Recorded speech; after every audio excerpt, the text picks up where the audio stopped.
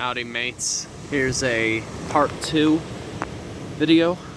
So now I'm just at a little rest stop on Casperson Beach. Finally made my way up here. I'll explain in a moment why I do enjoy going to this beach quite a bit.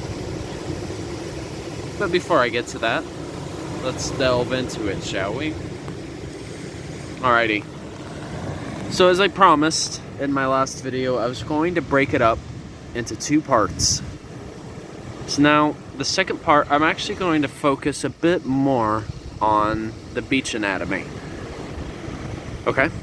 So, I'm sure many of you have noticed, especially on the Gulf Coast, that you go out just a little bit in the offshore, and it actually meets up with something called a sandbar. Or as I like to say it, the sandbar. That's typically where sand tends to accumulate. It essentially acts as a little bit of a barrier so that the water has a little bit of a chance to slow down, in a sense. So you may also be curious as to what really causes waves in the first place. Well, there's a couple of separate variables. For one, we actually have something called wind, of course. Wind is a factor in terms of what has the water move. And of course, we also have something called currents as well. We have currents that are in the water. We have a longshore current that runs parallel to the coast. That's actually what is responsible for creating a sandbar. But then we have something also known as I've mentioned before in past videos, Ekman transport.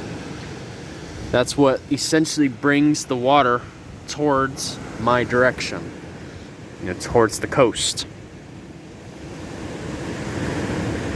Now, with that being said, if it weren't for the sandbar out there in the distance, we probably wouldn't be seeing as many waves as we do right now.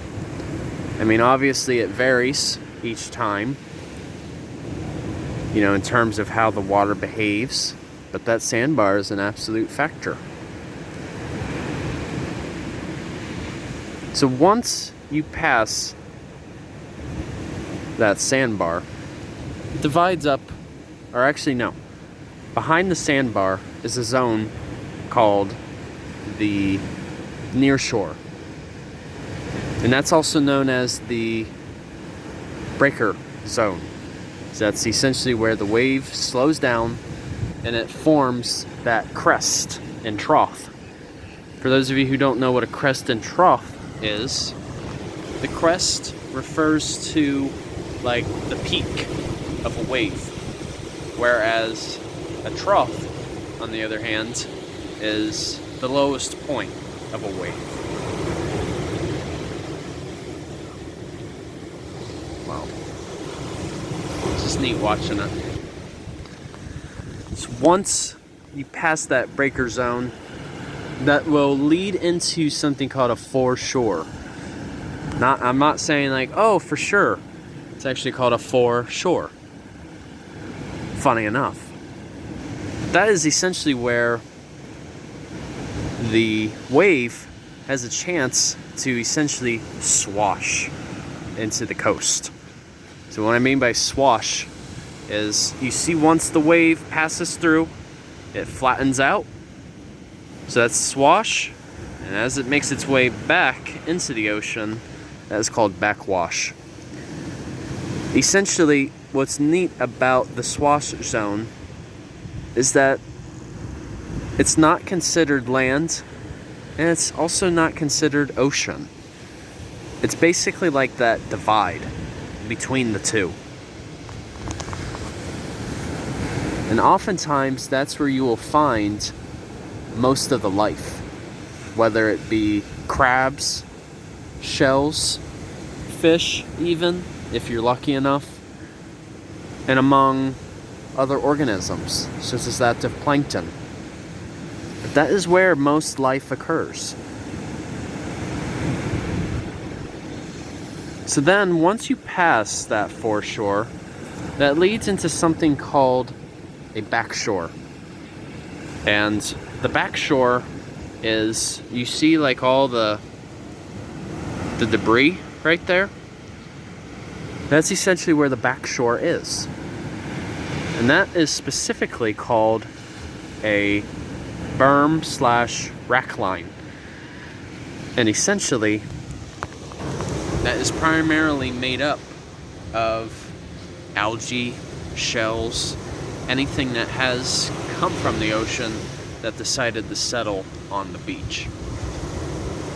And that is actually the most crucial part of coastal ecology. You may be wondering, why is that the case? Well, it is the rack line that has the most available food, especially for our birds that come through here. Were it not for the rack line, this coastline would have even less biodiversity. So essentially, this is where the food chain also begins, right here. And it is the berm that also establishes the beginnings of a dune as well. So once you pass the backshore, we enter into something called a dune. And that is essentially where I am sitting right now. So at one point, where I'm sitting, it was once right next to the ocean as well.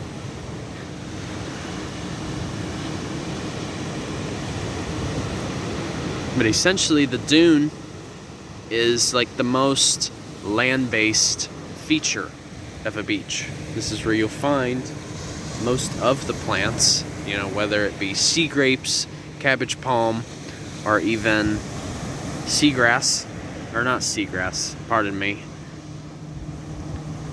sand oak.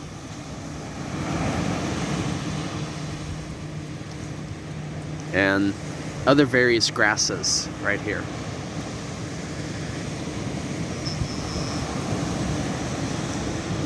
But it's these plants that are also responsible for allowing this barrier island to exist.